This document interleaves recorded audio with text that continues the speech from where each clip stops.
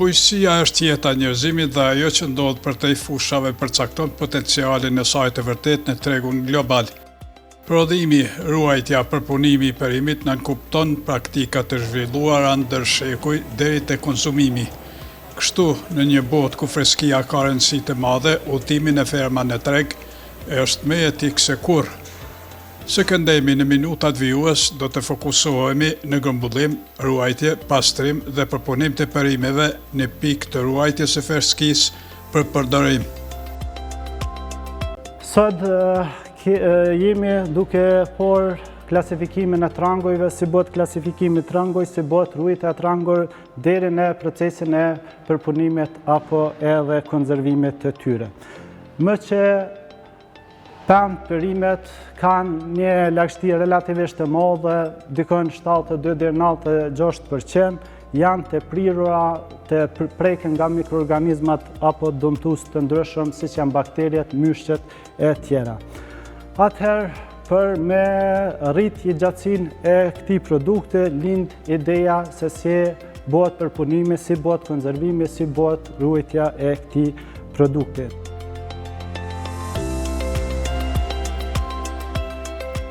Në ditët e sotme janë teknologji të reja të ruajtjes së produkteve bujqësore kryesisht në temperaturë të kontrolluara dhe në lagësi të kontrolluara.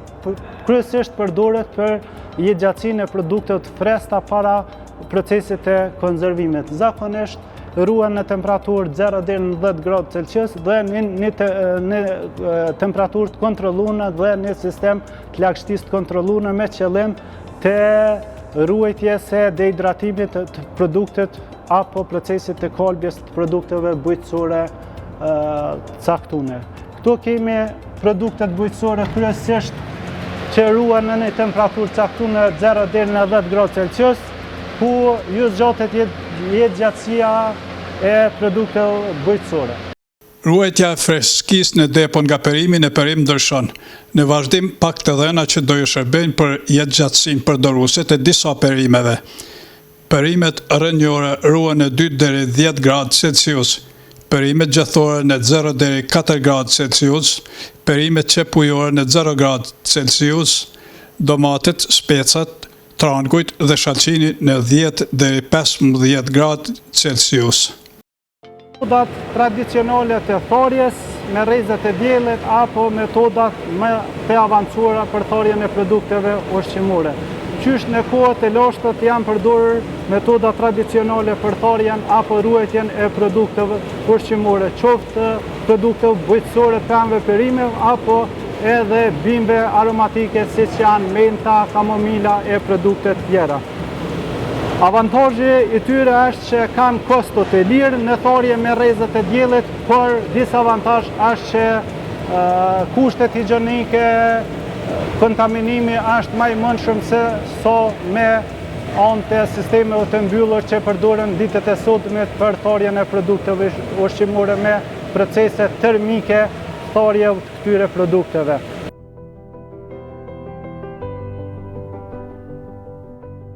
Fermentimi natyral është një proces i lashtë i cili është përdorur qysh në kohën e lashtë për konservimin apo për ruajtjen e produkteve ushqimore, ku bakteret të dobishme, siç janë bakteret acidet laktike, shndrojnë në karbohidratet e produktit në shije unike, shijet e mirë produktet të ushqimor apo siç janë turshit e ndryshme. Gjatë procesit të fermentimit rriten probiotik të ndryshëm, rritet vitaminat siç janë B12, vitamina K, që janë të dobishme për shëndetin dhe organizmin e njeriut. Më që janë produkte sezonale, janë produkte që i nevojitet njerit gjatë 12 muaj për mi konsumu, atëherë lind nevoja e procesit të konservimit, qoftë me konservim natyral apo edhe me konservim kimik. Tash në kohën e sotshmet është hi teknologjia qelçit apo konservimi në qelç. Familjet janë shumë të vogla, kështu që konzervimin e bojnë kryesisht në qelç, qoftë në ekonomi familjare, qoftë edhe në industri të ndryshme. Më që konzervimin e bojmë në qelç, atëherë lind nevoja e procesit e pasterizimit ku bëhet fermentimi i produktet final. Avantazhet e përdorimit të qelçit është që çdo produkt që muj me konzervu në qelç, muj me konzervu pa shtesa të konzervancëve apo pa konzervancë, do të thotë vetëm me konzervancë natyror, siç janë kripra dhe uthlla. Kështu që avantazhet janë që çdo produkt që konzervohet në qelç, ju nënshtrojnë procesit të pasterizimit, atëherë muj mos me përdor konzervancë për ruajtjen e atij produktit ushqimor.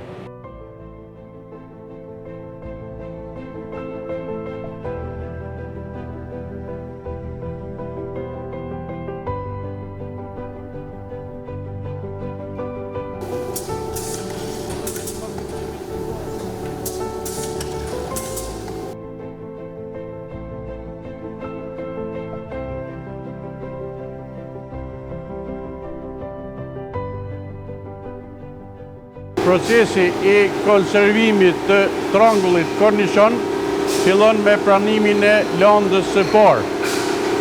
Në rastin ku kontrollohet edhe madhësia, domethënë kalibrohet trangulli varësisht prej madhësisë, çfarë konservimi, çfarë paketimi do të bëhet. Prej këtujt atëherë shkohet në barbator në pastrimin apo lamjen e trangullit.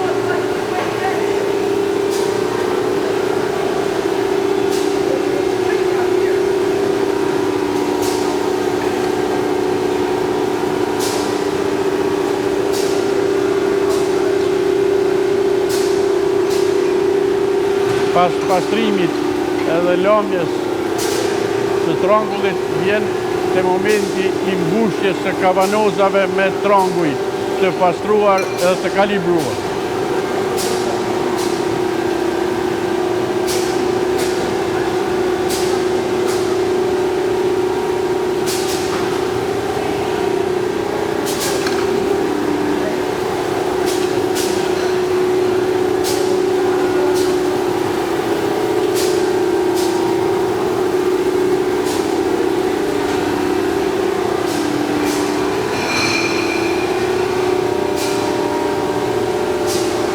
Edhe kemi ardhur te procesi i mbushjes të kavanozave me suspenzion apo me lang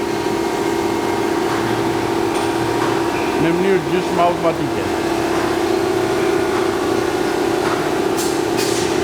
Prej kësaj shkohet në mbylljen e kavanozave edhe në pasterizim. Kryhet procesi i pasterizimit.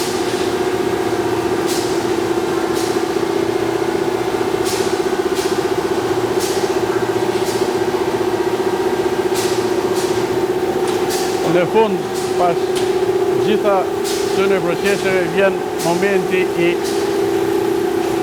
etiketimit edhe ambalazhimit për tregti për konsum.